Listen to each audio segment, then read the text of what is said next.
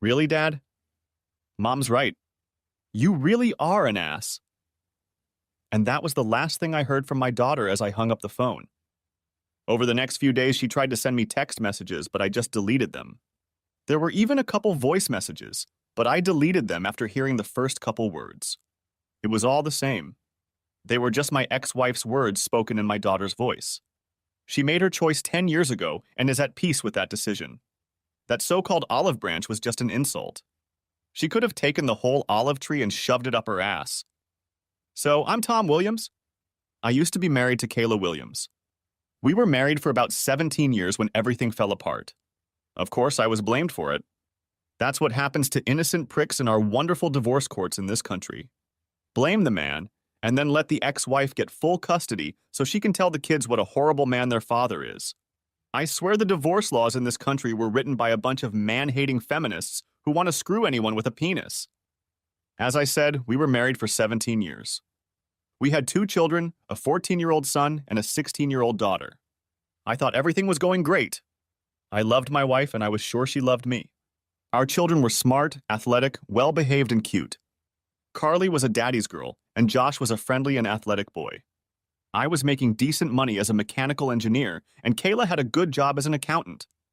We both played sports to keep fit, and we were both pretty cute. Like I said, Carly was a daddy's girl to the core. She seemed to idolize me, and I was circled around her little finger. She had a good aptitude for math and science and decided she was going to be an engineer like Daddy. She got her driver's license the day she turned 16. She, like me, loved to drive. From the age of 10, she would go to the garage, handing me wrenches while I worked on the various toys I acquired. I am an unabashed tech enthusiast. I like old cars, mostly made by GM, that I can mess around with and collect. She instilled in me a love for them. Sometimes on the weekends, we would go to car shows together and spend all day drooling over these wonderful cars. It seemed like we were practically joined at the hip almost every weekend. I was also quite adept at household chores. Carly always enjoyed helping me when I did something around the house. I taught her the basics of plumbing, electrical, drywall, and painting. She was by my side when I was installing new appliances. She even helped me with the new concrete slab I put down next to the store. Although Carly turned to her mom for girl issues, which I was very happy about, I was the one she came to for advice and help with everything else. Homework, drama with friends, advice on things she was thinking of doing, boys, etc. We were very open and honest with each other. When she was in trouble, I was the one she turned to for help. I had a daddy's girl and Kayla had a mommy's boy. Josh was never into cars and mechanics like his older sister. He was a good student, but he wasn't particularly excited about science. He excelled more in English, literature, and social studies. He started talking about becoming a lawyer. Of course, Josh and I hung out too, but he seemed to be more attached to his mom than to me. For the past couple weeks, Kayla seemed a little out of sorts. It wasn't a big deal, she just seemed a little distant. And lately she's been kind of shutting down for a minute or two. A couple times I asked her if everything was okay, but she just waved me off and ignored me. Usually I liked it when she blew me off, but this wasn't the case. Again, no big deal, just a little off. It was Friday night. I had just gotten home from work. It was 6 o'clock, as it usually is on a Friday night. I saw that Kayla was already home as usual. I walked in the door and yelled out that I was home as usual. Oddly enough, there were no smells of dinner cooking. Carly didn't come down and greet me either. Sure, she's a teenager now, but she usually greets me if she's home. She and Josh must still be out with friends.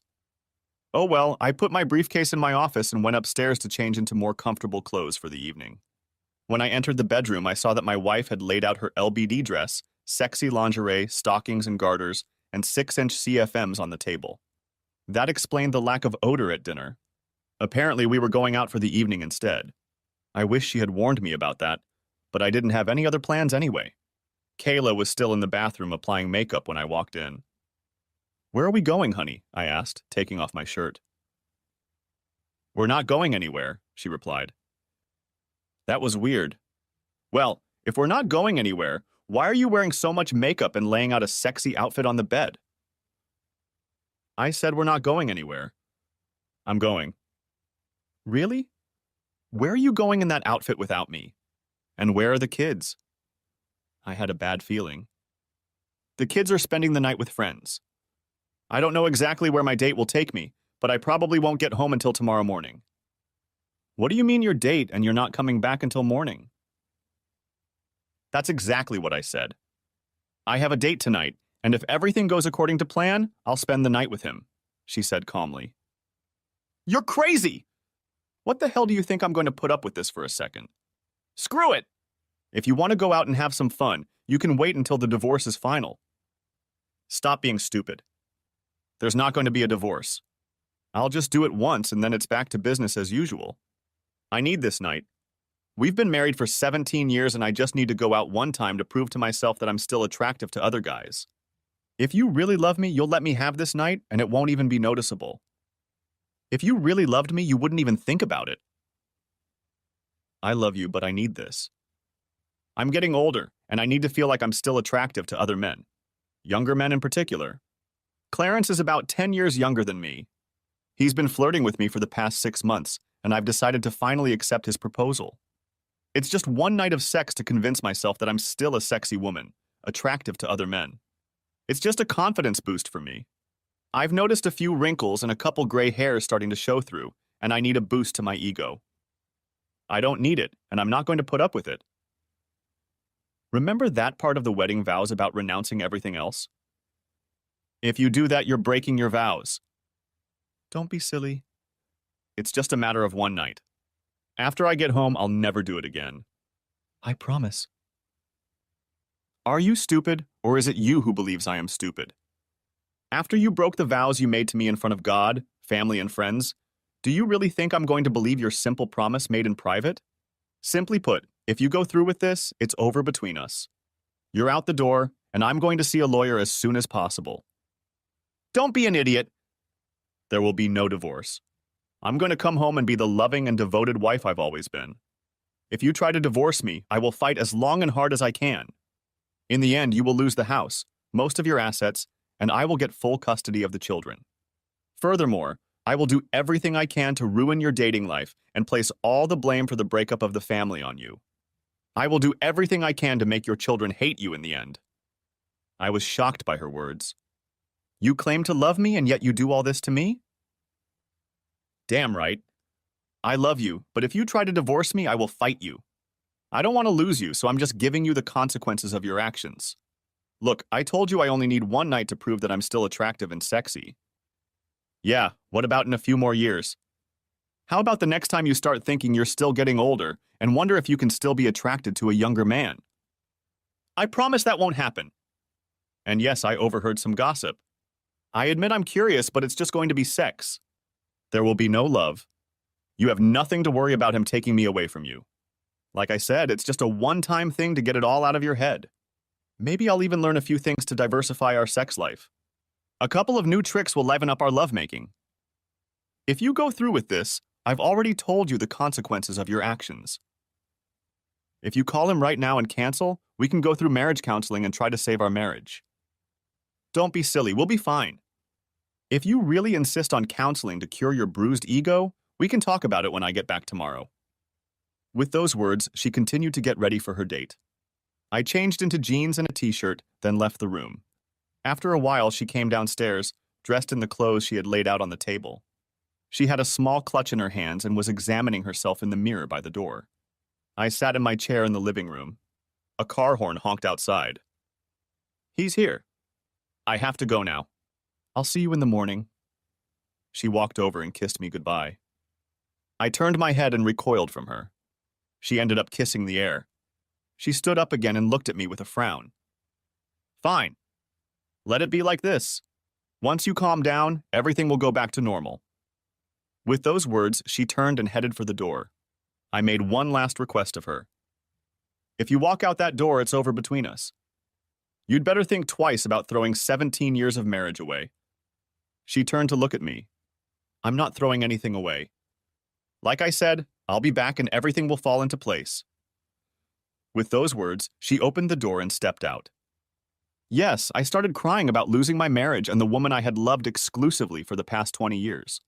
17 years of marriage, a year of engagement, and 2 years of exclusive dating. I didn't understand how she could do this to me. She never expressed any displeasure to me. We had a normal sex life and she never said she wanted more. I would have gladly given her more if she wanted it. We didn't fight about anything. Sure, there were some disagreements, as all couples do, but we still discussed everything and came to a mutual agreement. I had already decided what I would do if she went for it. Half an hour later, I finally got up and went to work. I guess I waited that half hour for her to come to her senses and come back. Obviously, that didn't happen. I went upstairs and proceeded to put my plan into action. It wasn't a great plan, but it was the best I could do at the time. It was a fairly large house with 4 bedrooms. The master bedroom, Carly's room, Josh's room, and a large guest bedroom. The guest bedroom was actually a second master bedroom with a private bath. We used it when her or my family came over. We also used it for kids' sleepovers. Now, however, it has become my temporary bedroom. It took me about 2 hours to completely move from our old bedroom to my new one. I had no illusions about what would happen in our divorce. This was a no-fault state. That means that the divorce laws in this state were written by man-hating feminists. Basically, unless the wife was convicted of some serious crime and sent to prison for at least 10 years, the husband got screwed. It didn't matter if the husband was a completely innocent victim. The wife ended up getting the house, the kids, alimony, maintenance. It used to be called child support, and the husband was left with all the bills. She gets the gold mine and he gets the mine. After settling into my new temporary living quarters, I went down to the home office and logged into our online banking. A few years ago, I had opened another account in my name. It wasn't done for any devious purpose, just that I could buy her gifts and she would be surprised. We both had access to our finances, and several times she would go in to check our finances and happen to see a purchase I had made for her. Needless to say, there were no surprises on her birthday or Christmas. So I opened a new account in my name only so I could buy her gifts and not let her know what she would get in advance. Now I decided to repurpose that account. She knew about it, but she didn't have access to it. First, I transferred exactly half of our checking and savings accounts to my personal account. Then, using the money left in the joint account, I paid off and canceled all of our credit cards. I then issued several new cards in my name only. Yes, I should have paid off everything before transferring the money, but I figured I'd rather pay whatever the court orders me to pay than try to collect anything from her. I would transfer my direct deposits from work to my personal account on Monday morning when I got to work. I would also have to call our broker and ask to split our investments on Monday. Having done what I could, I grabbed another glass of Jim Beam on the rocks and went up to my room for the night. I finished my drink, getting ready for bed. It wasn't a great night's sleep. For one thing, I was used to sleeping next to my wife. Without her, the bed felt empty. And then my thoughts just didn't want to shut down. I kept going over in my mind what I could have done to prevent it. Should I have tried to get her to stay out the door? Physically restrain her? Go to this asshole's car with a baseball bat? A gun? Was it worth going to jail? It was a long night. I dozed off every now and then, but not too much. I finally decided to get up when light started coming through the window. I was still tired, so I decided to take a shower more to help myself fully wake up than anything else. After shaving, showering, and brushing my teeth, I put on jeans and a t-shirt and went downstairs. I ate breakfast and had a couple cups of coffee while reading the paper. It was 9 in the morning when Kayla came back to the house. I was sitting in my office at my computer, looking at apartments for rent. I had already researched the information on the attorneys and set up an appointment for Monday afternoon through their online scheduling. "Good morning, sweetheart. I'm home as promised," she greeted cheerfully as she entered the house. I just ignored her. Throughout the night and this morning, my anger at what she had done had been building. As I sipped my coffee this morning, I realized that I had done nothing to deserve such disrespect from her. I also realized there was nothing I could have done to prevent what she had done. It was all on her conscience. If I had somehow managed to stop her date last night, she would have just done it again another time. There are a lot of people who say you can't stop loving someone all of a sudden. They may be right, but what you can do is turn that love into hate. The opposite of love is not hate, but indifference. With hate, emotion is still present. Marriage counselors can often save a marriage if there is hate by turning it back into love. If there is indifference, there is no chance at all. All the love I had for my wife yesterday until I got home has now turned into hate. Doing this was surprisingly easy. All I had to do was focus on the lack of respect she was showing me. Then I added her threats against me if I didn't agree. Added to that was her disregard for my feelings. I had a few hours to focus on all of this. "Honey? Where are you?" "I'm home, just like I told you." I even cleaned myself up before I came to your house. Honey? I heard her call out to me, going around the house looking for me. There you are, she said, opening the door to my office. I'm back, and now things can go back to normal, she continued, walking over to my desk. She walked around the table and reached out her arms to hug and kiss me. I shoved her back. Keep your filthy, sick lips off me. God only knows what they've touched and what filthy shit has been in your mouth. Her eyes went wide with shock. I'd never spoken to her like that in all the years I'd known her. I continued before she could respond. You need to go to the clinic and get a full set of STD tests. I want to see a notarized clean report from you. Too much? Maybe. Did I not care? No. I watched her expression change from shock to anger. I hoped she'd realize what she'd done and repent. I see you're still coping with your bruised ego. I'm going to go up to our room and take a nap. I've had a long night and I want to get some rest. I hope you've calmed down by now and we can talk later. I expect a full apology from you for your rudeness this morning. With those words, she turned and left the room. I couldn't help but smile, anticipating her imminent return. And I didn't have to be disappointed. What the hell did you do? I heard her yell as she stepped back. Where are your clothes? Where are all your toiletries? What the hell do you think you're doing? She muttered, barging back into my office. What do you mean? I asked calmly. All my things are exactly where they should be. What are you talking about? Your closet is empty. Your drawers are empty. Your corner of your dressing table is empty. What do you mean everything is lying where it should be? Like I said, my clothes hang neatly in my closet or folded and in my dresser. My toiletries are neatly in their places in the bathroom. That's not true. I just told you that your things are not in our bedroom, she exclaimed in despair. Ah! I see your problem now. You see, you still mistakenly think your bedroom is our bedroom. I just told you that all of my stuff is where it belongs, in my bedroom. You mean? Yes. I told you I wouldn't put up with it, so I moved out of your bedroom. I'm going to live in my new bedroom until I find an apartment and move out. I thought about telling her about our finances, but screw it. Let her figure it out on her own. Besides, there was no point in ruining the surprise until I'd sorted out the investments. Her eyes narrowed in annoyance. We'll discuss this later. I'll give you a week to recover, and then I'll put everything back in place and we'll go back to normal. Not until I get a notarized report that you're free of all diseases. I waved it off, turning back to the computer. I stayed in my office most of the day. The kids came home early in the morning. I briefly wondered how long it would take them to realize there was a problem. I found some apartments that looked good, filled out the forms, and made an appointment to see them on Tuesday. Then I printed out our financial statements. I would need them for my lawyer on Monday. Although I was under no illusions about selling the house, I figured that determining its value might help settle the dispute. In theory, she would owe me half the value of the share. Wishful thinking, but still. I spent the rest of the day researching divorce laws in our state. I realized I was going to get screwed over, but at least I had to have an idea of how badly. It would have helped me formulate a plan of action, if not something else. Daddy, dinner's ready, said Carly, poking her head through the door. Okay, sweetie. Thank you. Kayla smiled radiantly as I entered the kitchen. It was obvious what her plan was. To kill me with kindness and show me what I would lose if I didn't accept what she did. She did the best she could. She got dressed and put on makeup. Her hair was styled in a style I liked. She spent quite a bit of time in the kitchen that day to prepare my favorite meal. When I entered the kitchen, she came over to me and held out a glass of wine. I poured you a glass of wine.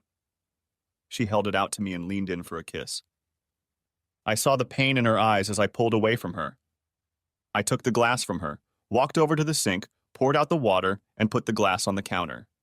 Then I got a tumbler out of the cabinet, put a couple ice cubes in it, and then poured a couple fingers of Jim Beam in it. It was out of the question that the kids sitting at the table wouldn't notice this.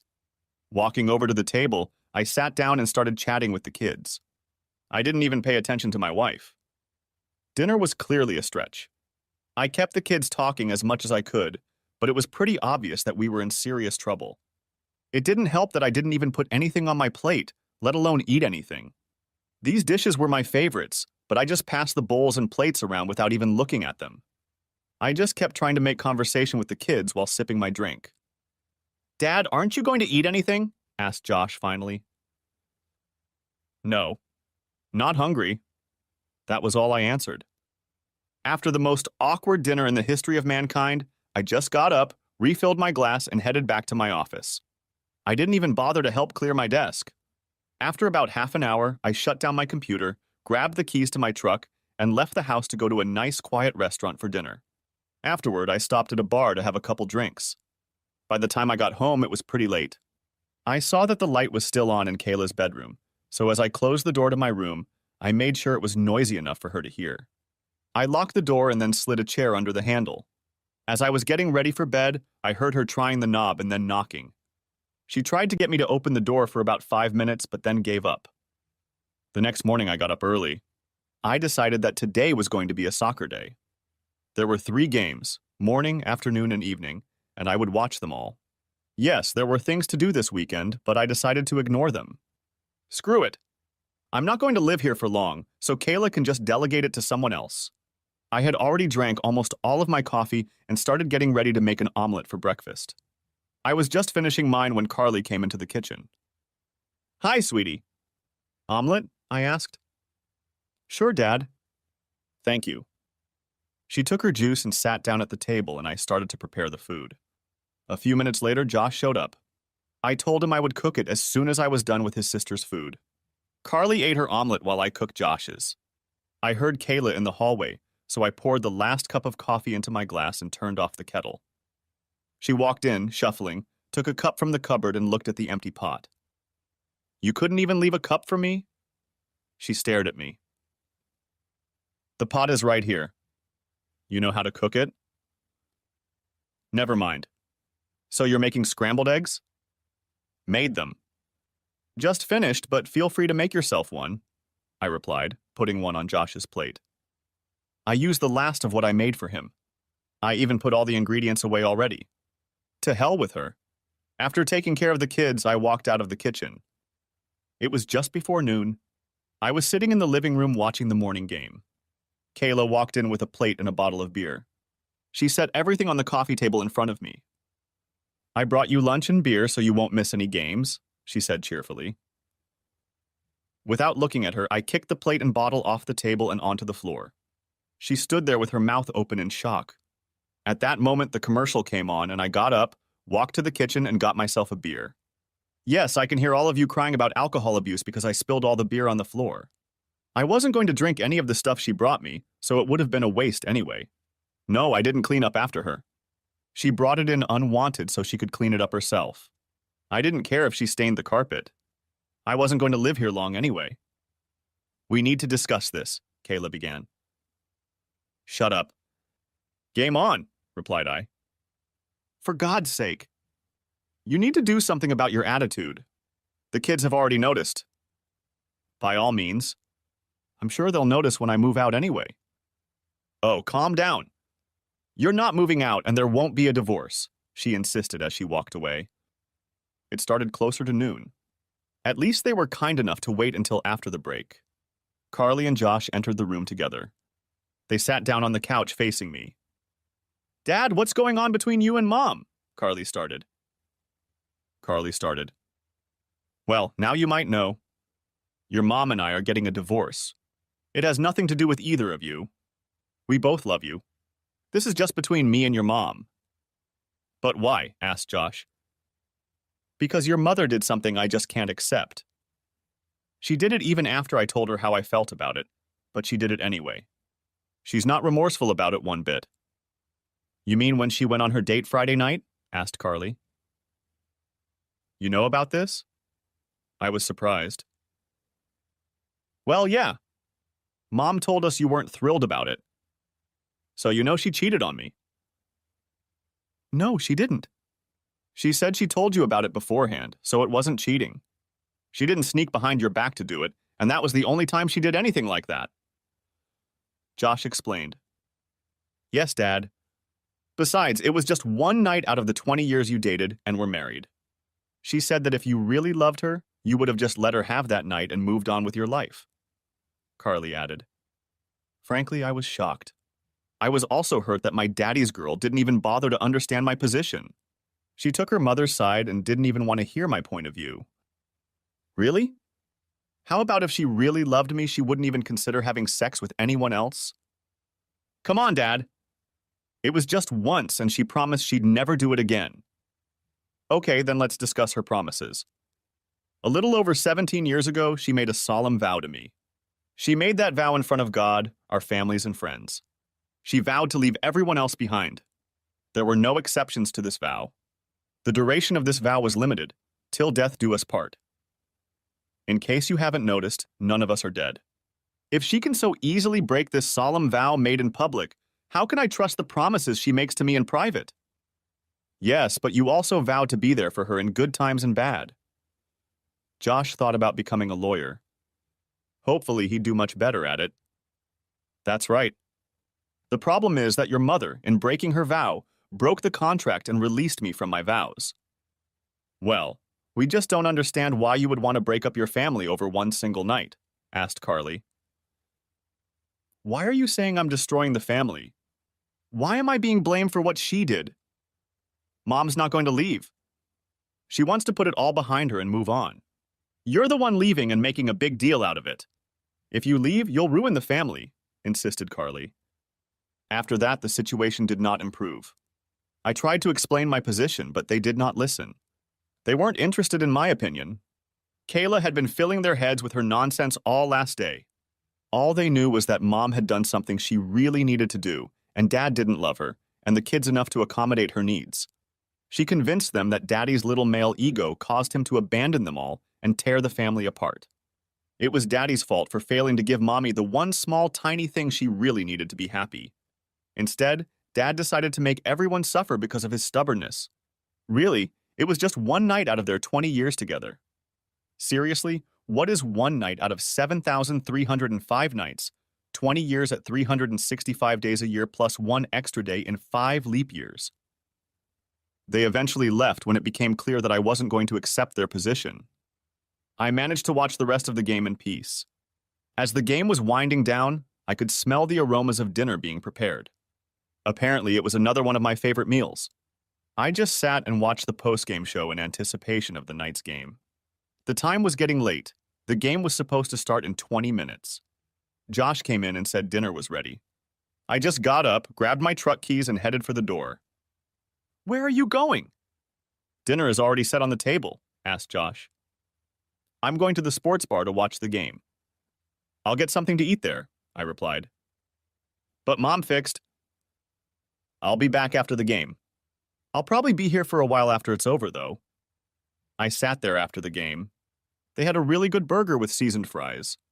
The beer was pretty good, too.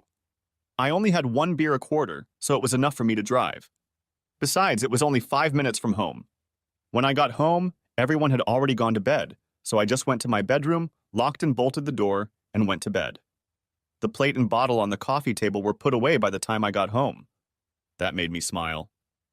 Monday morning, I got up early and was out of the house before everyone was even up. The first thing I did when I got to the office was call my broker. I explained that I was going through a divorce and wanted him to split all of our investments in half. He created a new account in my name only and transferred half of our investments into it. Next up, human resources. I removed Kayla's name from the retirement account and asked them to put Carly and Josh as my heirs. I also gave them my new bank account information so they would redirect my paycheck there.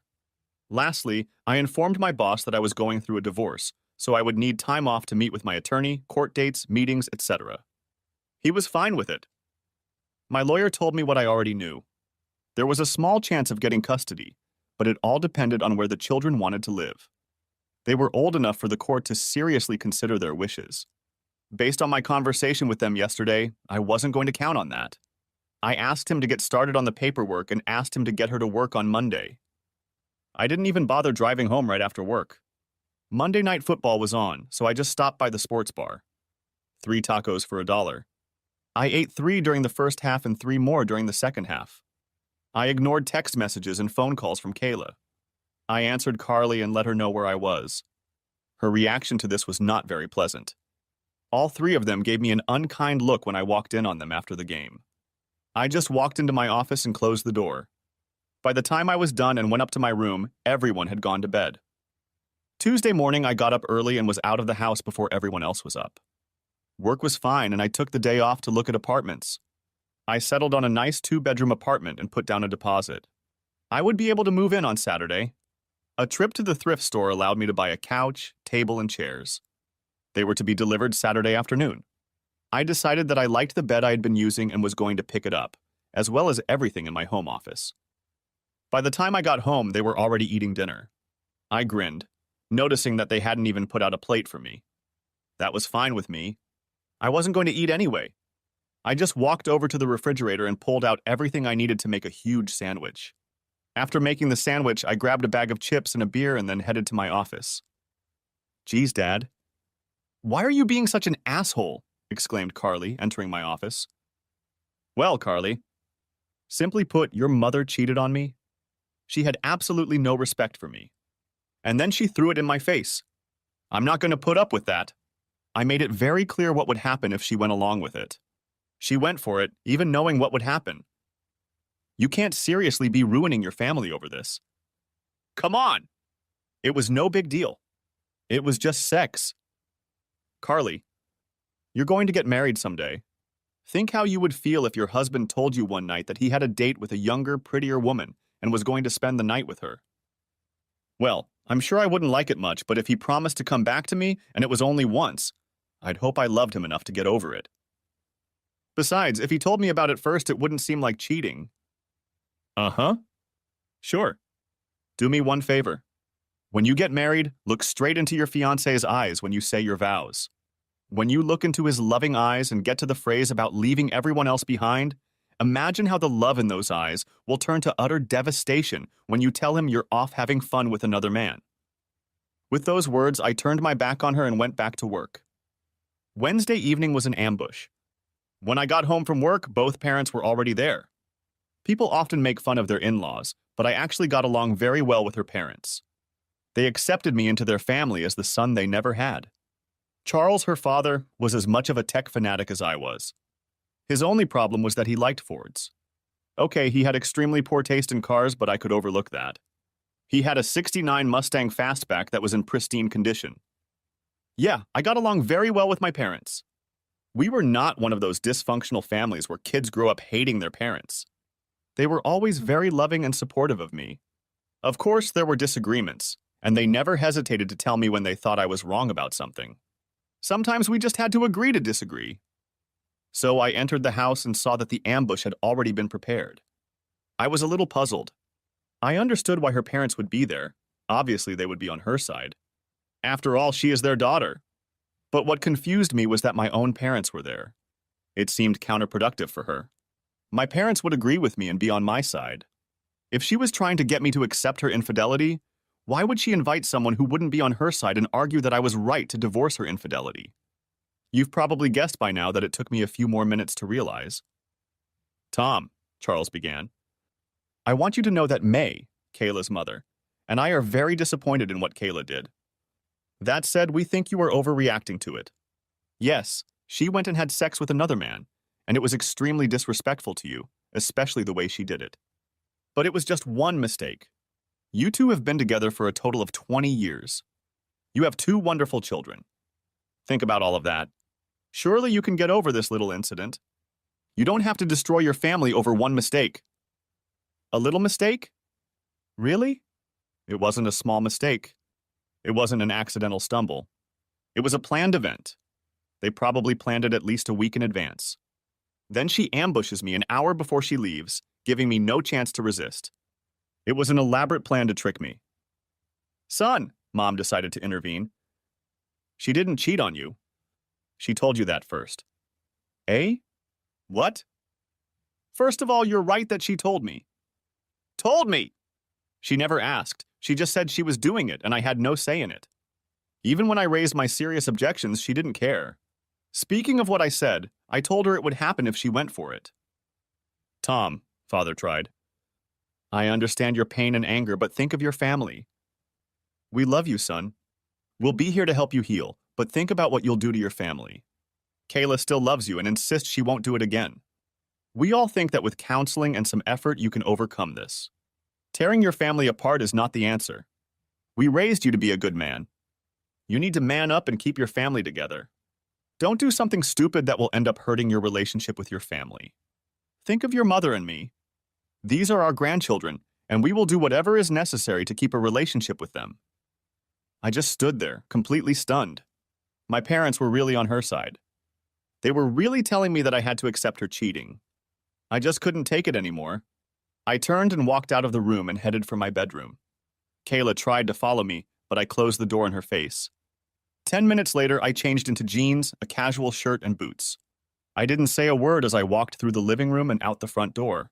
They were still sitting there, trying to talk to me as I walked by. I didn't even pay any attention to them. I just walked out the door, got in my truck, and drove to the sports bar to get some dinner and a few beers. Luckily, the house was quiet and dark when I got back about 4 hours later. Thursday and Friday went the same way. I completely ignored Kayla, and my kids were still mad at me. I was surprised that Kayla still hadn't noticed that the credit cards were no longer working. I'm sure when she goes shopping on Saturday, she'll realize it. It was Friday night. I had been home for about an hour. I was sitting in my office, going through my things and deciding exactly what I would take tomorrow and what I would take later. Kayla opened the door and walked in. She was wearing a see-through nightgown, stockings, garter belt, and heeled shoes. I have to say she looked amazing. The kids are sleeping somewhere else tonight. It's time for you to forget this nonsense and come to bed with me. I want you to make love to me all night. I really need you to take me back. I stared at her for a minute. No, thank you. Besides, I haven't yet seen the report from the clinic confirming that you don't have any medical conditions. Stop being ridiculous. I need you back in my bed. Your tantrums aren't accomplishing anything. Now come on.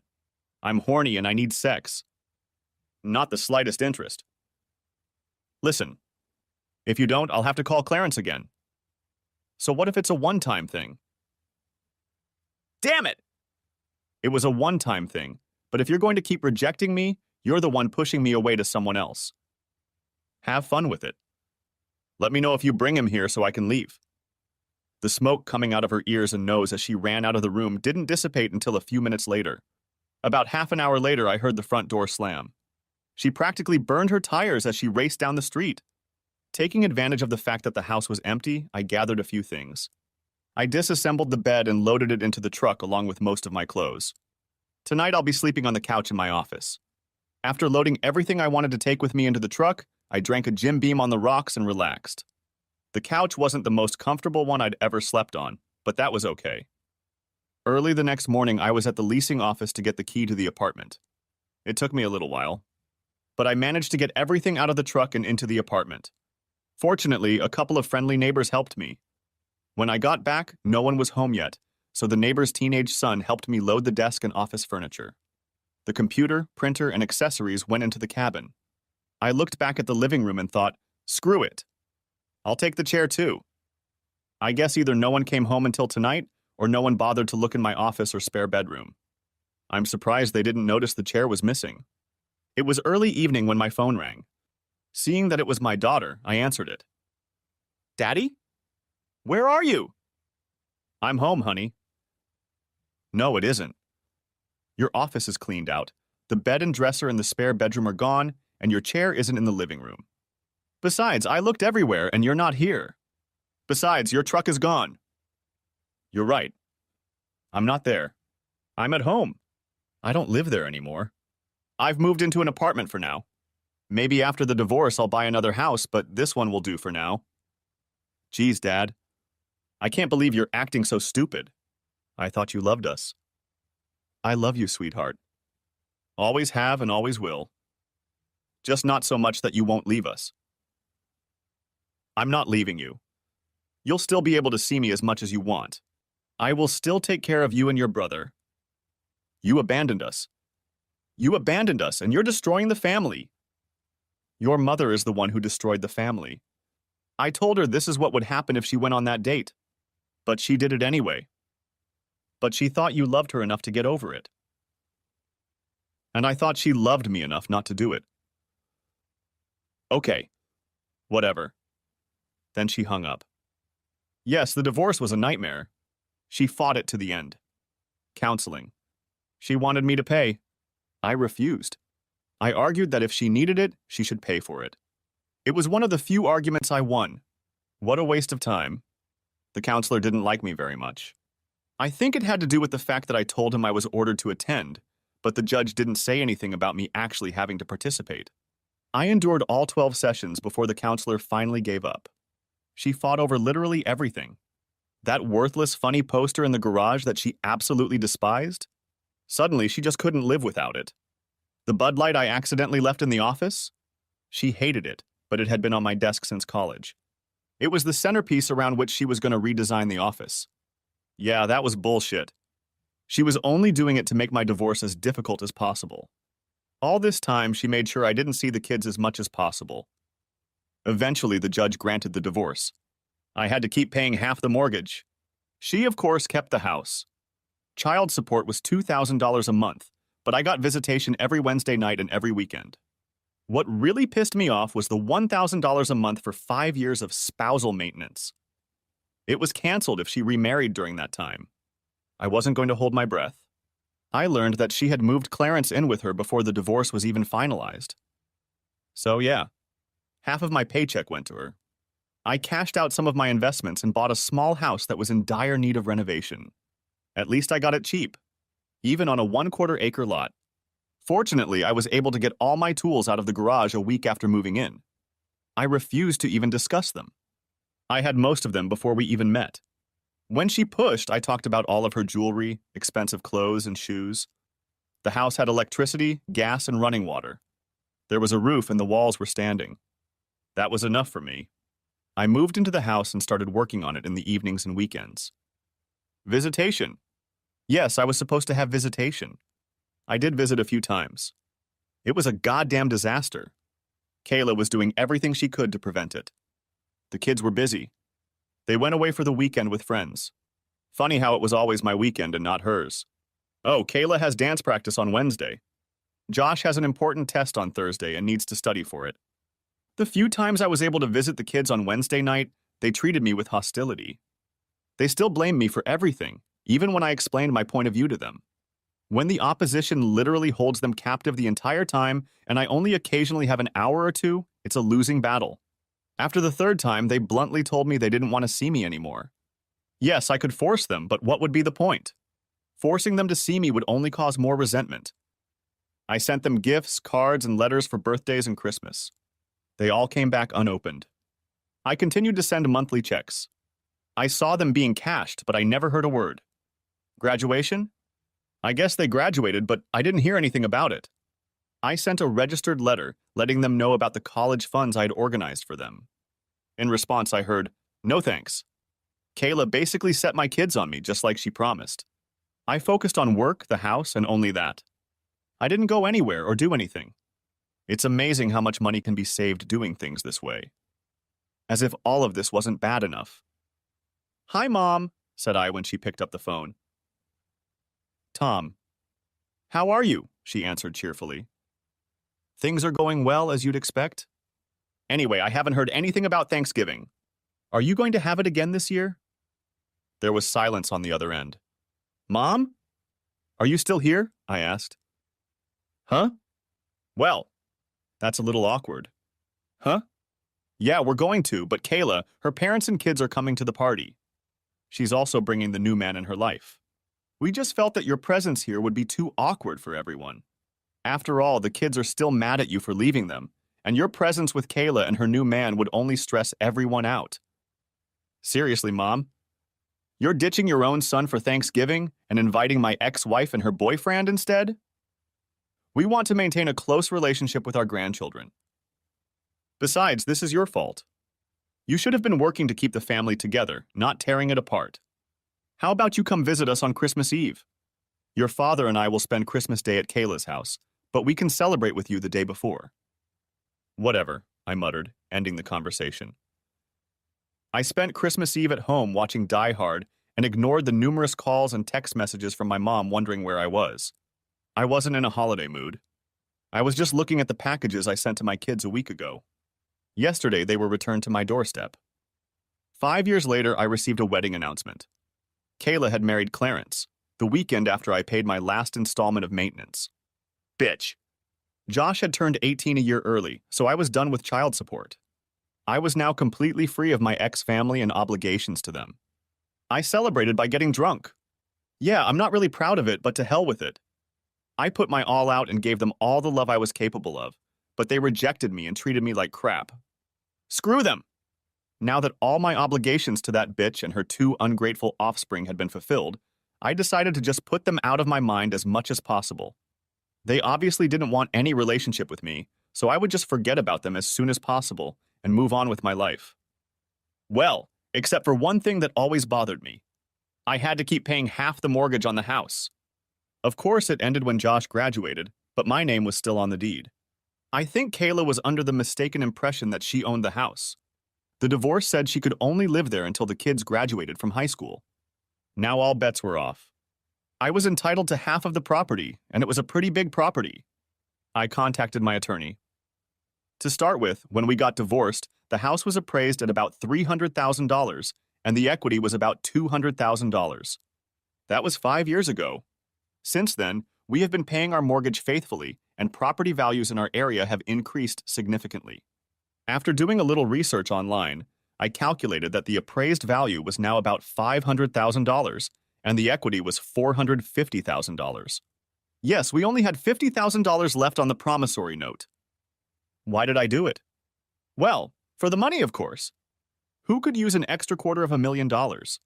Besides, it would piss Kayla off. She adored this house, and having to give me a penny for anything made her furious, and I was eager for any payback for what she'd done. It would also reimburse me for all the house maintenance and mortgage payments I had to make for her. The call came about a week later. Tom, what the hell is going on? Well, Kayla, not much going on around here. Just working and fixing up the house I bought. What's going on with you? I have to admit I'm surprised you called to see how I'm doing. After all, this is the first time you've spoken to me since the divorce. You asshole! I'm not calling to find out how you're doing. I'm calling to find out why the realtor came to my house to look at it and get my signature on the sales contract.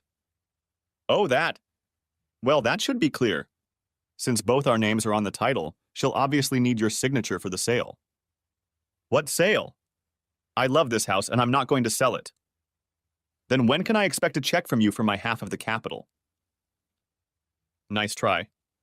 I got the house in the divorce? No. You only used the house until Josh graduated from high school. That happened last month. Now we can either sell it and split the proceeds or you can buy out my half. If you think I'm going to give you $100,000 for a house I own by right, you're out of your mind. Well, that proves I'm not crazy. I'm not asking for $100,000. You could have done that 5 years ago. Now, since the equity in the house is about $450,000, my half is $225,000. If you factor in all the expensive furniture you just had to have, let's round that amount up to $250,000. You're crazy. I'm not giving you a dime, she shouted, hanging up the phone. Yes, I laughed when she hung up on me. Yes, my lawyer got his cut, but it was worth it to see her face a couple months later when the judge ruled in my favor. I even managed to convince the judge to make her pay her legal fees and my lawyer for bringing her to court over something that should have been settled out of court. The house appraised for more than I had estimated. Including the value of the furniture, I got $275,000. They ended up buying me out rather than selling me. I found out later that they mostly used Clarence's money. It ended up getting him in trouble, but more on that later. I managed to get the house in order. I even built a decent-sized store behind the house. I picked up an old 1972 Chevy pickup truck that was in bad shape. I was only interested in the chassis. The rest would have been replaced anyway. Over the last year, I have taken it apart, cleaned it up, and completely repainted it. When the paint and bodywork was done, it was time to tackle the running gear. The rear differential was still good, but I rebuilt it anyway. It had to be able to handle the power I was going to put through it. The transmission was a Borg-Warner T10 4-speed manual. It was fast stuff. I decided to have some fun with the engine. It was just going to be a toy, not for everyday driving. 427 big block. I managed to find it online at a parts depot. I bought it and had it shipped. Once it arrived, I put it on the stand and started taking it apart. I had to send it to a machine shop to bore the cylinders, connecting rod and cam. New forged crankshaft. 10/1 pistons. Nice heavy cam.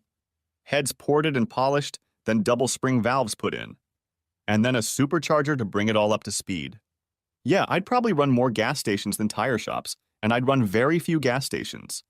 I chromed the valve covers, polished the aluminum on the supercharger, and used steel-braided hoses. It almost required sunglasses to open the hood. The first time I hit the road, I almost wrecked it. I was driving down the highway and decided to punch it. Big mistake. The rear tires blew out instantly. I barely managed to keep the car in a straight line before I let off the gas. Remember, take it slow on the gas pedal. After that, I started driving more carefully. A few weeks later, I saw an ad for a car show open to the public. Thinking it would be fun, I filled out the form and paid the entry fee. When the day came, I loaded up the '72 Chevy and drove to the park. I registered and got my spot. As I was setting up my car, I noticed a very nice 1968 GTO parked next to me. I set up my shade structure in the area behind the truck. A couple chairs and a refrigerator completed my setup. And then I noticed attractive red-headed girls setting up chairs behind the goat. Yes, I said redheads plural. There were two of them. One looked about my age and the other was about 10 years old. Probably still a schoolgirl. There were two very important things I didn't notice. I didn't see a boy with them, and I didn't see anything on the third finger of the older woman's left hand. Of course, I looked closer. "Good morning." "I like your car," said I cheerfully. They both looked up from their studies. "Hi." "Thanks." "I like your truck too," said the older one. "Thank you." "Have you been to many of these events?" "This is my first one." "I mean, I've been to car shows before, but only as a spectator. This is the first one I'm participating in." "My name is Tom, by the way." "This is the third time my daughter and I have participated." "My ex has hosted it several times before." "I'm Marie, and this is my daughter Jenny." "In that case, when you're done, why don't you two join me in the shade? I have a cooler full of drinks, and I could use any information about these shows I can get." We ended up spending most of the day here. Once in a while, we would get up and talk to someone about our cars, but it was a very enjoyable day. No, I didn't win any awards, but I still had fun. I found out that she divorced her husband 3 years ago because she caught him cheating. He was cheating with his boss's wife. She made a deal with him. She would give him all the videos if he would rewrite the GTO to her. She told me it would hurt him, and she wanted him to keep his job so he could continue to pay her alimony and maintenance. It was a double win for her. Besides, his boss was an asshole and she didn't care at all about his wife tooting his horn. Jenny was also friendly and joined in the conversation. She told me that she was very angry at her father for his cheating. She has nothing to do with him anymore. We were having such a good time that I didn't want it to end. As the show was winding down, I suggested they have dinner at Red Lobster a couple blocks away. They agreed and we drove there. I didn't really want to be sad, but they asked and told me their story. I listed the highlights. I told them that my kids had sided with my wife and no longer had anything to do with me. "You mean she cheated and your children blame you for divorcing her?" Jenny was stunned. "Yes. I tried to explain to them, but by then she'd already sicked them on me." Marie put her hand on my shoulder. "I'm so sorry for you, Tom. You're such a good guy, and you don't deserve anything like this." She said it sincerely. I decided to change the subject to something more pleasant. We ended up talking and laughing for another hour. We seemed to have a real connection. We exchanged numbers and Marie agreed to meet me again. As they were leaving, I saw Jenny smile broadly at me, wink and give me 2 thumbs up. I realized that she didn't mind me meeting her mom again either. So Marie and I got back together. It was the following weekend. I called and asked. She enthusiastically agreed. Dinner and dancing. I kissed her on the cheek as I walked her to the door. As I turned to leave, I saw a red-haired teenage girl in the window, smiling and giving me 2 thumbs up. After 2 more dates, I invited them both over to my house and cooked them dinner. After my divorce, I learned how to cook pretty well. Food Network, a few YouTube videos, a lot of trial and error. My lasagna turns out really good, so I settled on that. They seemed to like it. They really liked my house, but I overheard Marie telling her daughter that it definitely needed a feminine touch. I wouldn't have argued if I had been asked. The following weekend, I was invited to visit them. Marie cooked in such a way that my feeble efforts were shamed. Even Kayla wasn't as good as Marie. I couldn't help myself. I know it's rude as hell, but I just couldn't stop eating. I finally had to apologize to them for making a pig out of myself. They just laughed and asked why I was apologizing. It was the biggest compliment you can give a woman who loves to cook. She told me that Jenny was almost as good as she was. It happened 2 weekends later. I took Marie out to dinner and then to a dance club. We had been dancing for a while when a slow song came on. We pressed against each other, swaying to the beat of the music. We'd already ended up kissing pretty hot a few weeks ago. She leaned over and whispered in my ear, "Take me home." Honestly, I was surprised. I thought we were having a great time and now she wanted to go home. I pulled back to look at her. She must have seen the look on my face and started giggling. "Ah, you silly man. I meant take me to your house." Oh, luckily I had my regular truck and not a 72. I'm not sure I could have kept the tires on the road if I had driven home in the 72. Yeah, I went for it. I made her breakfast before driving her home. I got another double thumbs up from the red-headed teenager in the window. A few months later I asked, and she answered. It was a simple ceremony in front of a judge. They moved into my house right after the wedding. Jenny even started calling me Daddy. It was a wonderful life. Yes, there were disagreements. Yeah, Jenny and I had our differences too. She was a teenager, and I was the authority figure. Sometimes I had to say no. Still, she respected me, and her mom loved me as much as I loved her. An unexpected call came about a year later. It was a number I didn't recognize. "Hello," I said, picking up the phone. "Hi, Daddy!" An excited female voice sounded on the other end of the line. "Carly?" "Yes, Daddy. It's me, and I have great news." "Really? It's really good to hear from you." I was really glad to hear from her. Maybe she was reaching out to repair the relationship. "I'm getting married." "That's wonderful, honey. I'm so happy for you. Anyway, I want you at my wedding." "Oh, honey." "Of course. It's one of the greatest honors for a father to walk his daughter down the aisle. I've also organized a wedding fund for you." "Oh. No. Clarence is paying for the wedding, and he'll be walking me down the aisle. Besides, since it will be very awkward for you and Mom to sit together, you won't be sitting in the front pew. But I really want you to be there." "Clarence, you mean that scumbag your whore mother cheated on me with? Did she really marry that piece of shit?" "Look, Dad, I'm trying to rebuild a relationship, and I wanted you to be at my wedding. Besides, after you left, she and Clarence started seeing each other more often, fell in love, and got married. It's really your fault. If you hadn't left us, she and Clarence would never have continued dating." "Good. I can see that you are still under the impression that your mother did nothing wrong. Therefore, I will not be able to attend the ceremony for 2 reasons. First of all, I simply cannot support a marriage that I am sure will fail. You will most likely cheat on your husband, just as your mother cheated on me. If he is in any way someone I approve of, he will kick your slutty ass to the curb as soon as he finds out. Secondly, you just stole my father's last great honor from me and gave it to a filthy witch who knowingly seduced a married woman. That once again shows what a shallow, self-centered bitch you've become."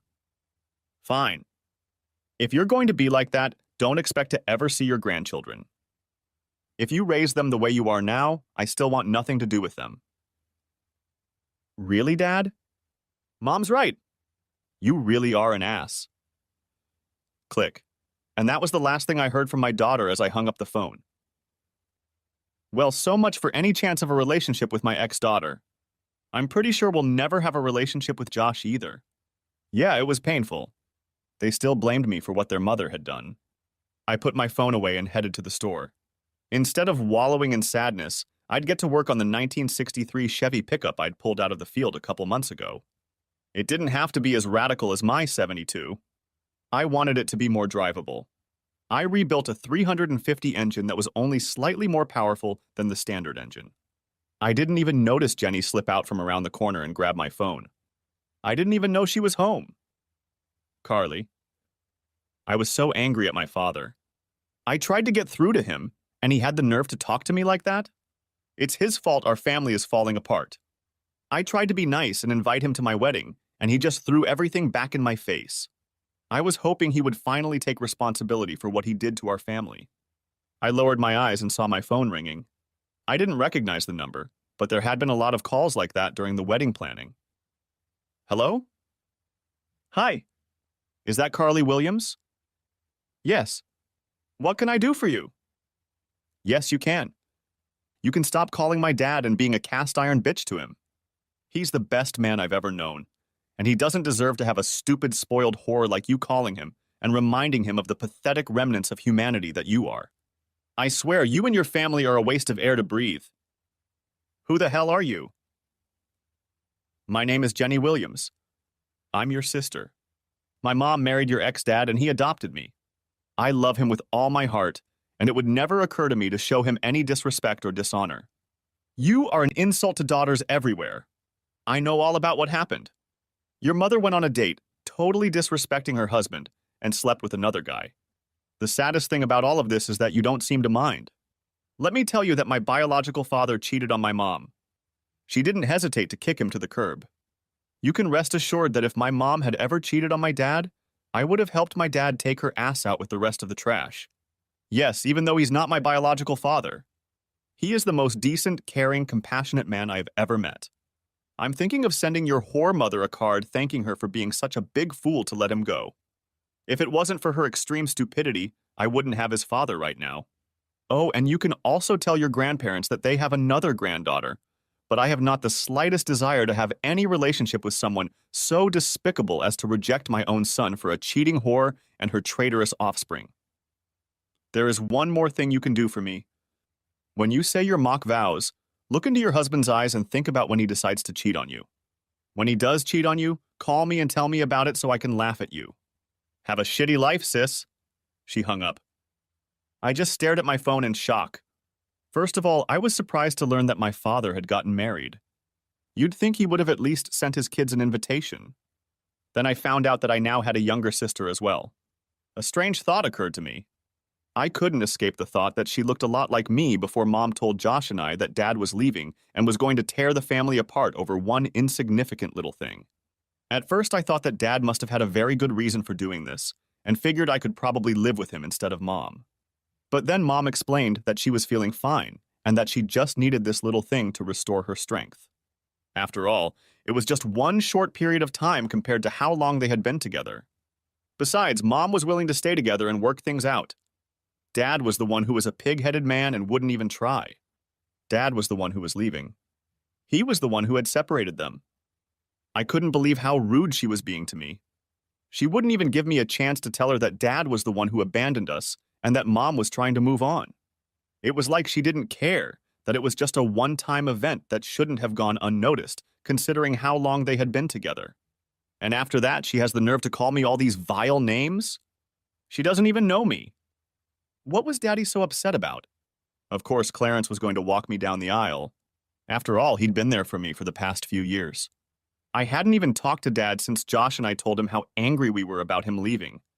On top of that, Clarence was paying almost $20,000 for my wedding. I couldn't even imagine how much the pennies my dad was able to set aside for my wedding would be enough. Half an hour later, when my mom and both grandmothers came in, I was still upset about those phone calls. They were out shopping. Mom noticed my mood right away. Honey, what's wrong? I told my dad about the wedding and asked him to come. After all, I'm his only daughter, and I thought he would want to be at my wedding. I was hoping that maybe it would be something we could build on and maybe start a relationship again. Oh, that's wonderful, exclaimed Grandma Williams. Is he coming? We haven't heard from him since he called about Thanksgiving a few years ago. I sighed. No. He got mad when I told him that Clarence was going to walk me down the aisle and that I thought it would be too awkward for him to sit in the front pew with Mom and Clarence. That's too bad. I thought he'd gotten rid of his piggishness by now. Well, if that's not bad enough, I found out 5 minutes later that I have a half-sister. What? Sounds in three-part harmony. Yes. The girl who said her name was Jenny Williams called me a few minutes after Dad hung up. Apparently, Dad married her mom and adopted her. She wasn't too nice on the phone. In fact, the nicest thing she said was that she wanted to thank my mom for being stupid, or she wouldn't have such a great dad. I recounted both phone conversations to them. They were shocked at the vehemence with which Dad and Jenny had spoken on the phone. Tom got married and we weren't invited to the wedding? He didn't even tell us about it? I have another granddaughter, whispered Grandma Williams to herself. My wedding day had finally arrived. I thought briefly about what my father had said, and for a moment I was sad that he wouldn't be here on my special day. That was fine. I'd approached him and he'd rejected me. I brushed it off. After all, it was a happy day. I was marrying the man I truly loved. The man I would spend the rest of my life with. Clarence glowed with happiness as he took my hand, and we started walking down the aisle to the music of the wedding march. I was beyond happy looking at all of my friends and family. Both of my grandparents were there. Josh was one of Bobby's groomsmen. Everyone was there to celebrate my special day. Tears of joy came to my eyes. I looked ahead and saw my Bobby smiling at me as he stood in front of the priest. As we passed my mom, I saw her looking at me with pride. Tears of joy were running down her cheeks, too. Clarence lifted my veil, kissed my cheek, and said, "Congratulations, baby girl." He then handed me into the arms of my future husband. I had a strange feeling in my mind when the priest asked, "Who gives this bride away?" And Clarence replied, "Her mother and I." Something didn't sound right, but at that moment I couldn't figure out why. It soon passed as the priest began the ceremony. I looked into the eyes of the love of my life. I repeated my vows. To have and to hold. In sickness and in health. In good times and bad. Forza, forza. I couldn't say it. I looked straight into Bobby's eyes and I just couldn't say it. I suddenly remembered what the bitch had said on the phone. I was looking into my soulmate's eyes and suddenly I saw him with another woman. The picture suddenly changed. Now I was looking into the dull eyes of a broken man, telling him that I had sex with another man. These pictures flashed through my mind. The words came out without thought. I understand now. If I had felt like we were under the scrutiny of the public before, it was nothing compared to what it was now. Bobby looked at me with concern.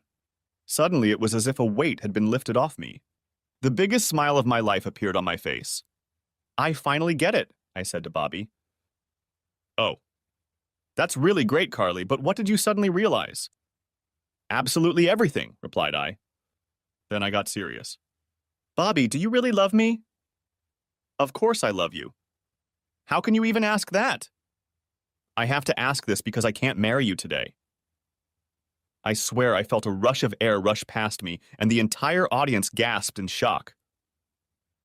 "We'll still get married, but not today. This is wrong, and I have to make it right. I'm only getting married once, and it will be for life, so I have to make it right." "Baby, what's wrong?" "Bobby, I love you with everything I have. I'm going to marry you. I'll explain everything to you and you'll understand, but we need to go and start making things right. We'll reschedule everything for another day and play our wedding. You're not going to leave me at the altar, are you?" "No way. In fact, you should come with me." With those words, I turned to the guests. "I'm sorry, but I just can't go through with this today. We are not canceling our wedding. We are just postponing it. We will let you all know when we set a new date. We understand if you decide not to come, but just think of the story you will be telling about today for years to come. Won't you want to come next time and see what happens next? In any case, to make up for your disappointment in any way, the reception hall must be ready. Everything is already paid for with non-refundable deposits, so why not take advantage of that? The bar is open, so eat, drink, dance, and be merry. Don't worry, Clarence will pay the bill." With those words, I took Bobby's hand and started to make my way back down the aisle. Suddenly, my mom was blocking my exit, and Clarence was standing next to her. He didn't look pleased that I had just flushed over $20,000 down the toilet. I also noticed that all the guests were now focused on this new confrontation. Those who had gotten up to head to the reception stopped at the venue to watch the next show. Clarence started yelling nonsense about the money he'd spent and how I was going to pay him back every dime for this stunt I'd just pulled. Then it was Mom's turn. "Carly, what are you doing?" "Where are you going?" she asked. "I'm correcting a mistake I made a few years ago." "What mistake?" "Biggest mistake of my life. The mistake I made when I listened to all that crap you were saying instead of helping Daddy kick your slutty ass to the curb." The mistake I made when I blamed Daddy for the breakup of the family, while it was your own fault for cheating on him. Carly! I'm your mother! I'm not a whore, and you will speak to me with respect. Really, Mom? You're not a whore? Once a cheater, always a cheater. Carly! How dare you? How dare I? I'm even ashamed that I even equaled you. It wasn't until I looked into Bobby's eyes while saying my vows that I woke up and realized what a horrible person you really are. Once a cheater, always a cheater. Looking into his eyes, I suddenly realized how awful it would be if he ever cheated on me. I realized how much I would hurt the man I loved if I ever cheated on him. I guess Dad was a good role model for me after all. But you sure weren't. What do you mean? Asked Mom. Fear flashed in her eyes. Really, Mom? Do you really think I don't know about your Wednesday workouts with Jim Davis, your personal trainer? That they're always at his apartment instead of the gym? It's funny that you only go to the gym to see Jim. How about the fact that Carlos, your pool guy, takes an extra hour every 2 weeks because he screws your brains out on the chaise lounge after he cleans the pool? How about your gang banging the landscaping crew every time after they finish their yard work? I've got some good video footage of me coming home early a couple times, in case you try to deny it.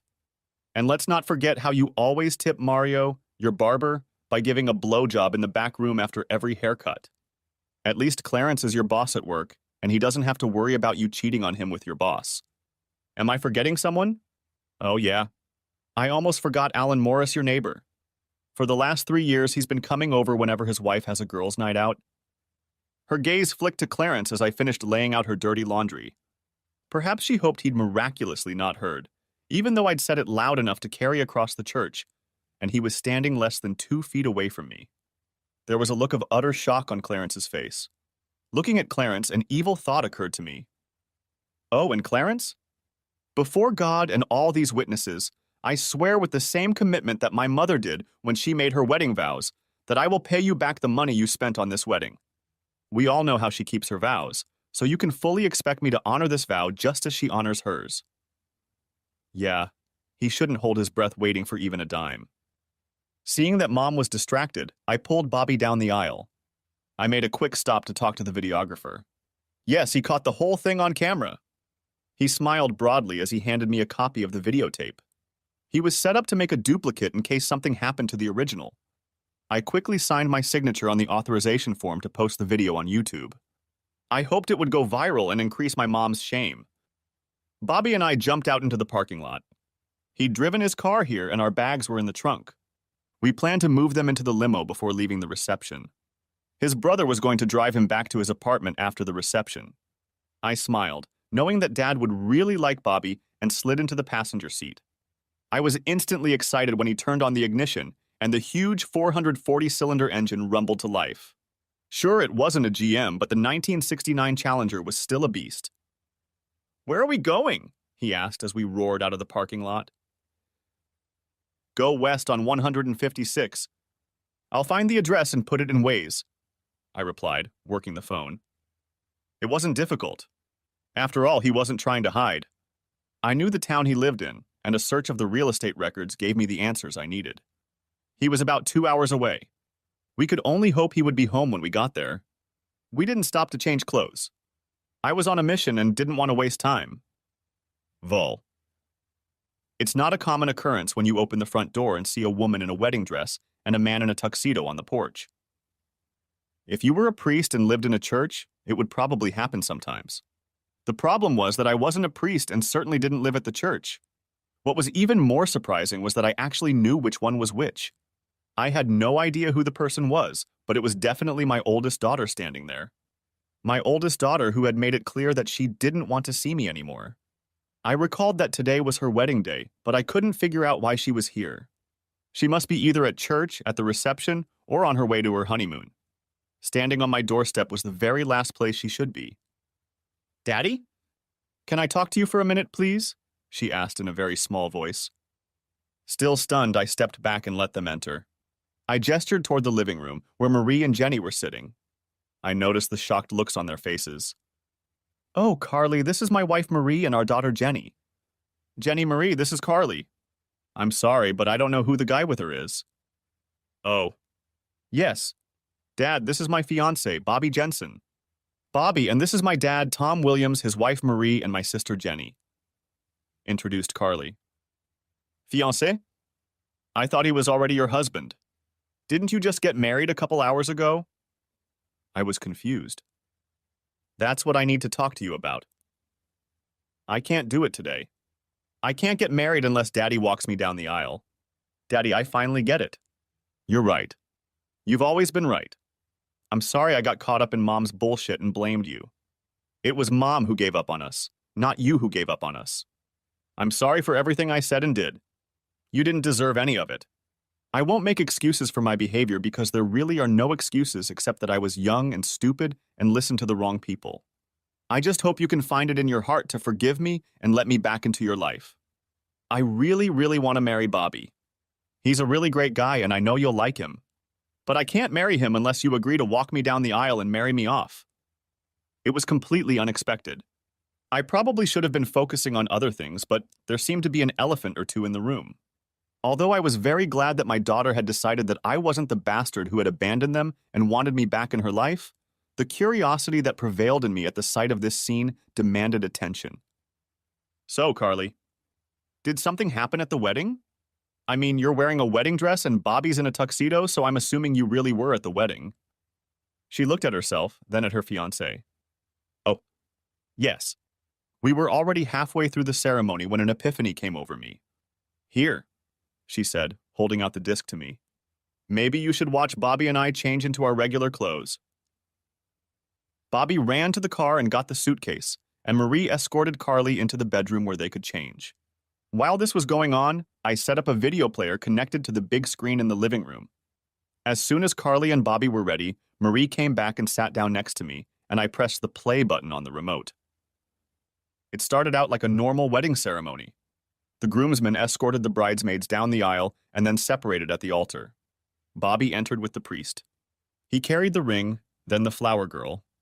Finally, Clarence walked Carly down the aisle. It was all pretty typical until Carly started saying her vows.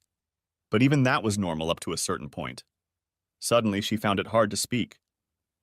She seemed to be stuck on one word. She did it! I can't believe she actually did it and that it hit her so hard, whispered Jenny to herself. I was about to ask her what she was talking about when Carly stopped trying to say her vows and changed everything. We watched the video of her stopping the wedding and then confronting her mom. I was shocked by her revelations. Apparently, her cheating has increased since she married Clarence. By the time the video ended, Carly and Bobby had changed clothes and returned to the living room. I just couldn't go through with it.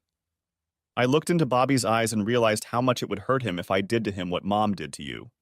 I finally realized what renounce all really meant, and that Mom had broken that vow. Then I realized how much she had dishonored you, and that I had dishonored you by marrying you without the place of honor you deserve. How can I say such solemn vows at a ceremony where the place of honor is held by two of the most dishonorable people I know? How can these vows have any real meaning if they don't include the most honorable person I know? I realized that if I really wanted these vows to have meaning, I had to be led down the aisle by my dad, the man who actually taught me values and integrity. I decided that when I married Bobby, it should be you there, not Mom and Clarence. Carly paused for a moment, then smiled and looked at Jenny. Besides, I need my little sister to be one of my bridesmaids. It was your kick in the ass that woke me up. I remembered what you said to me as I looked into Bobby's eyes trying to say my vows. How can I get married if you won't stand by my side? It was very important. We talked for a few more hours. I didn't realize that Jenny had gotten Carly's phone number from my phone right after I went out to the workshop after Carly's call that afternoon. She went to her room and a few minutes later called Carly on her own phone. It was getting late and I asked them to stay the night in the guest bedroom. Throughout the evening, Carly received several phone calls. She ignored the calls from Clarence and Kayla, but several of her friends called as well. Apparently, several of the guests accepted her offer to have some fun at Clarence's expense. He tried to cancel, but it was too late for a refund. By the time he got to the reception venue, there were already a few dozen people there, taking advantage of the open bar. The food was already being prepared too, and all the servers, bartenders, and DJ were already in place and working. Eventually, Clarence gave up, grabbed a drink, and moved to a table in the corner to drown his sorrow. Josh sent her a video taken on his phone when his mom came over to talk to Clarence. It didn't seem to go well. Clarence was yelling a lot. The words cheating whore took up most of the conversation. It looked like that relationship was about to end as well. Josh said he was able to cancel his plane and resort reservations, but had to pay a 20% penalty for not canceling on time. Since Carly and Bobby had already taken time off work for their honeymoon, they stayed with us all week. I reconnected with the daughter I thought I had lost. I also got to know Bobby better. He's a great guy with strong morals. The relationship was a little strained at first, as the only things he had heard about me were lies told to him by my ex-wife, son, and daughter. Well, not really lies, but rather embellishing the truth that painted me as a bad guy who abandoned his family. In addition, there were several important facts left out in these conversations. After the truth started to come out, he started to treat me warmer. It helped when I showed him my store and my latest projects. Although he liked the classic Dodges better, we both appreciated each other's cars. Hey, we're both tech fans. At least he wasn't one of those wimps who drives an automatic. His Challenger had a manual transmission. About midweek, a new wedding date was set. It was to be held at the same venue on the same weekend a year later. This time I would be paying for her and walking her down the aisle. Besides, Marie was going to be called upon to help with the wedding. Yeah, Jenny was going to be a bridesmaid too. Carly and Bobby called everyone in the wedding party and gave them the latest news. Well, everyone except Kayla and Clarence. Over the next few months, Carly and I worked hard to rebuild our relationship. Bobby and I also got to know each other better. We attended several car shows, participating in Marie's GTO, my '72 truck, Bobby's Challenger, and even got Jenny to participate in the 1974 Firebird I bought for her. Carly and Bobby would come over and spend a couple days with us a couple times a month. Josh even showed up a few times. It was harder with him because he was always closer to his mother than he was to me, but we rebuilt some of our relationship. I think he did it more for Carly's sake than mine, but I agree. Besides, he always had some news from home. By the way, things were not going well between Kayla and Clarence. Clarence had moved out and filed for divorce. The good news for Kayla was that Clarence had filed for divorce because of irreconcilable differences, not adultery. This meant that the harsh penalties of the prenuptial agreement would not apply. He filed in such a way as to end it quickly and without a fight. The good news for Clarence was that he had a prenup. The prenuptial agreement stated that all property he owned before he got married was not subject to division. Kayla would get half of the property acquired during the marriage, but even that would not be enough when you consider the property acquired before the marriage. She would mostly get the house and about $50,000. As for the house, Clarence did try to get a piece of it, but he had no proof that he was entitled to it. Sure, it was his money that was used to buy out my share after the divorce, but there was no real proof of that. Apparently, he took out a business loan for his company to get the money, but never documented exactly what he spent it on. In addition, they never put his name on the certificate of title for the house.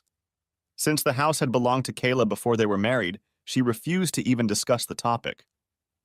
Clarence ended up paying off the loan, but accomplished nothing. By the time he realized that the money for the house would not be returned to him, it was too late to file an adultery complaint. Rumors of Kayla's adventures spread, and her credibility in the community suffered greatly. Friends began to avoid her, and invitations to parties, charity events, and other occasions dried up. Worse, because she didn't work and relied on Clarence's money, her financial situation deteriorated badly. Clarence learned an expensive lesson. He lost a couple $100,000 buying out my half of the house. Another $28,000 for the wedding that went south. He also had to pay Kayla $50,000 in the divorce. And then there was the humiliation. Kayla was furious that her adventures had been made public and that Clarence was divorcing her the way he did. She started telling her remaining friends that she cheated on him because he has such a small penis and doesn't even know how to use it properly. She also told all her girlfriends that he refused to lick her, even though he demanded that she suck him off. This kind of gossip spreads like wildfire. It wasn't long before all the women he tried to pick up at the bar just laughed at him. He became a recluse, only going to work and straight home. His social life evaporated. "Ready, Daddy?" my oldest daughter asked. "No father is willing to let his daughters go, but I'm honored to do it for you," I replied. The doors opened and music filled the church. I stepped in, starting with my left foot, and proudly began to lead my daughter down the aisle. I cast a quick glance and my smile grew even wider. My ex-wife was sitting in the fourth row. My wife, Marie, was taking her place of honor in the front row. I would join her after taking care of one last important honor for my daughter. Who gives this woman in marriage? As a father, I give her as my wife, I said loudly. Love you, baby, I whispered, kissing her on the cheek and handing her to Bobby. Oh yeah, I forgot to mention my wife. No, this wasn't my idea. Carly had asked me to do it that way. I turned and walked over and sat down next to my wife. To have and to hold. In sickness and in health. In good times and bad. Leaving everyone else behind! Carly practically shouted the last phrase. Then, with a bright smile, she finished her vow. It was a beautiful ceremony. When they kissed at the end, there was a round of applause. I looked down from the head table. Marie was next to me. I saw Kayla sitting at a table off to the side. She didn't look happy. Every time she looked up and saw Marie sitting in her seat, she frowned. I noticed that she took advantage of the open bar. Clarence hadn't been invited. I don't know if he would have come even if he had been invited. My last great accomplishment for my daughter was complete. I walked her down the aisle, married her, made a beautiful toast to the newly married couple, danced a father-daughter dance with my daughter, and then danced with my wife while my daughter, her husband, and his parents danced to the second song. My duties were done. I sat at the table next to my wife. My youngest daughter was dancing with one of the crowd of guys claiming her attention. Pardon me, Marie, won't you? May I ask your husband to this dance? Heard a familiar voice behind me asking for my wife. Marie and I turned to face my ex-wife. Marie stared at her for a while before answering. Just be sure to return it to where you found it. She looked at me. I trust you, but I don't trust her not to do anything stupid. I led Kayla to the floor. A slow song started playing. I wouldn't be surprised if she had asked for it for that very purpose. I tried to keep my distance and not pull her to me. We danced for a bit before she spoke. You were supposed to give me that one night. We were supposed to forget about it and go on with our lives as normal. Tonight was supposed to be just the two of us. And you shouldn't have left that night. You should have known better than to think I wouldn't mind you cheating on me, no matter how many times you did it. I didn't cheat. I told you about it before I did it. I didn't sneak around behind your back. Whether you told me or not is immaterial. The fact that you had sex with someone else is cheating. Besides, I didn't give you permission. I told you not to do it, but you did it anyway. I never wanted this. I only wanted one night, and then we could be together forever. You know you're the only man I've ever loved. I've never had the slightest love for him. Besides, the sex wasn't that great. He was selfish and not even as big as you. Then why did you marry him? Because you divorced me. Of course I didn't love him, but I liked him. After you left, I didn't want to be alone. I thought I could love him, but I could never get over you. I did all those nasty things to you because I was angry that you left me. I still loved you, but you wouldn't even talk to me. After that one night, I realized that you were all I needed and I would never date another man again. So why did you cheat on him? Because he was a failure in bed. I thought I could train him, but he refused to listen to advice. He refused to go down on me, and I stopped giving him blowjobs. He would just stick it in, pump for a few minutes, erupt, and then roll over and fall asleep. When I couldn't take it anymore, I found a couple other guys who could actually bring me to orgasm. I had no idea Carly knew anything about it. Even if I had known she knew about all of this, I never would have thought she would leave me to my own devices like that. I feel really sorry for you. We had a really great marriage, but you abandoned it for one night of mediocre sex. I don't think there's any chance. I couldn't keep from laughing. Not just no, but very no. First of all, even if I wasn't married now, what you did by setting my children on me destroyed any possibility of us ever getting back together again. I am now remarried to the woman I love, and I have another daughter that I love as well. The best I can offer is the courtesy of being in the same place and at any events with our children and grandchildren. Thankfully, the song soon ended. I never spoke to her again that evening. She couldn't afford to pay the mortgage on the house, so she eventually sold it and moved into a small apartment. The money from the sale of the house was enough for her to live on if she was careful. She occasionally went on dates with her girlfriends, but as far as I know, she never had any other relationships. Clarence ended up living alone, too. Carly and Bobby had a long, loving marriage. They had 3 children, 2 boys and 1 girl. Josh eventually married a nice girl as well. 2 daughters were born to them. As far as I know, neither of them cheated on each other.